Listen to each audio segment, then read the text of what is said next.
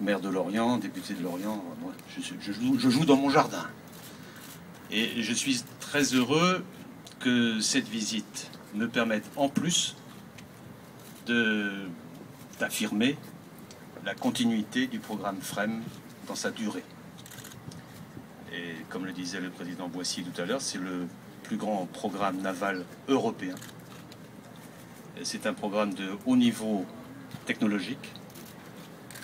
C'est un programme qui nécessite une permanence dans sa mise en œuvre. Ce sera le cas.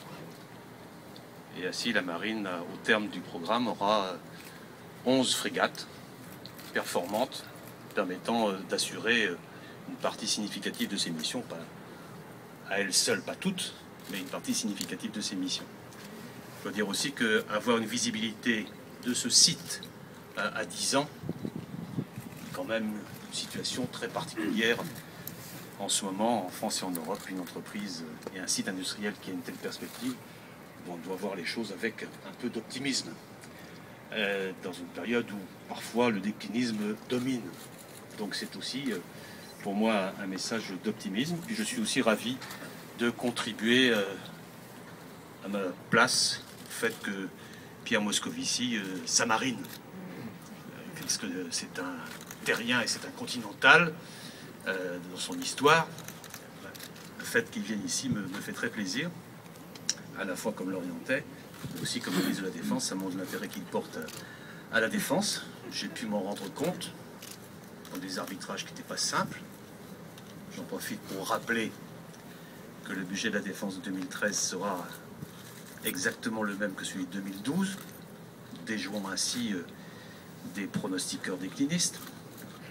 Et c'est à la bonne compréhension du président de la République, mais singulièrement du ministre de l'Économie et des Finances, que je dois ce résultat.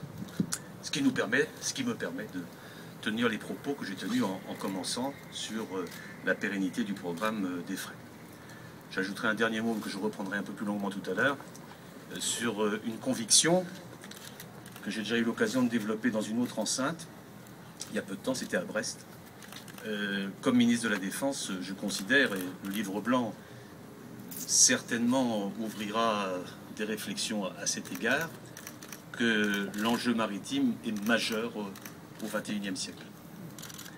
Que les risques, les menaces et les challenges seront de plus en plus sur mer. Donc il importe qu'un pays comme le nôtre, qui a une grande puissance maritime, confirme sa présence et sa puissance dans ce secteur. Bien, comme l'a dit Jean-Yves Le Drian, moi je suis un terrien, je ne suis pas le local de l'étape, et c'est pour moi une première, une découverte. Et je veux dire à la fois ma gratitude, ma fierté et ma confiance d'être ici. Voilà, pourquoi suis-je là? D'abord, j'ai l'habitude de venir à Lorient très souvent, depuis des années, je dirais presque des décennies, pour retrouver Jean-Yves Le Drian, à l'époque maire, député, avec qui j'ai des liens à la fois proches et amicaux. C'est aussi une marque de gratitude à l'égard de la Bretagne. J'ai beaucoup d'admiration pour ce qui se fait dans cette région, pour ce que tu as fait pour la région. Je ne dirais pas pour ce que tu as fait de la région, parce qu'elle se fait aussi elle-même, mais c'est vrai que c'est une région qui a un essor démographique, économique, une ouverture vers le monde qui est assez extraordinaire, et que beaucoup en France peuvent vous envier.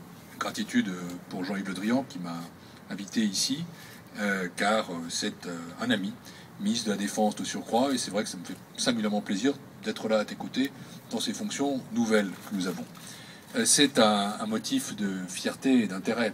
C'est vrai que pour moi c'est une première, mais c'est l'occasion de dire d'abord que le ministre de la Défense et le ministre de l'Économie et des Finances travaillent la main dans la main. C'est indispensable. Pourquoi? D'abord parce que lui, le ministre de la Défense, est celui qui pilote, aux côtés du président de la République, les armées.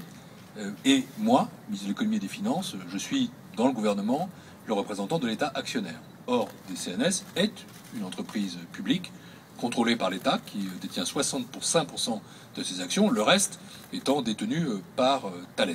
Et donc nous sommes amenés à piloter ensemble de très nombreux dossiers, Il y a bien sûr le budget de la défense, pour lequel Jean-Yves Le Drian s'est battu, avec acharnement, mais pas seulement avec acharnement, avec conviction, parce qu'il connaît son sujet.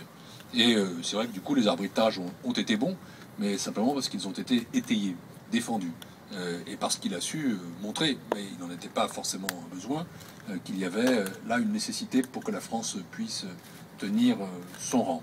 Et puis, je suis aussi ministre de l'économie et des finances, ministre de l'économie, donc, des entreprises.